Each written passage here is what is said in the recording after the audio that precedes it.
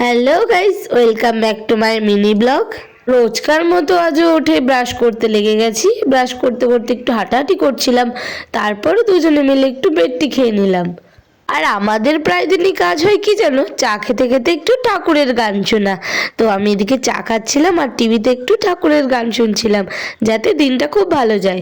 তারপরে চাটা খেয়ে আমি বিছনা গোছাতে লেগে গেলাম, কারণ শীতকালে যতটা শুয়ে আরাম ততটাই বিছনা গোছাতে খুবই বিরক্তি লাগে। কম্বল, লেপ এত কিছু গোছাতে হাত ব্যথা হয়ে যায়। আর আমি এখানে বিছনা গোছাতে গোছাতে একটু নাচ করছিলাম, তোমরা ভিডিওটা ফলো করলেই বুঝতে পারবে। তারপরে দেখো তাড়াতাড়ি বিছানাটা গুটিয়ে ফেললাম। এবার আমি বিছানাটাকে ঝেড়ে ফেললাম, এটা হচ্ছে ফাইনাল লুক। আর বলো তো টিভিতে কি গান বাজছে। তারপরে দেখো আমি ঝাড় দিতে লেগে গেলাম।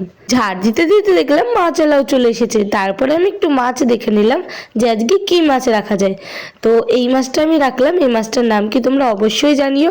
আর আমি সর্বদা মাছ নিজে বেছে নিতেই পছন্দ করি। তো ফাইনালি আমার মাছ নেওয়া কমপ্লিট হয়ে গেছে।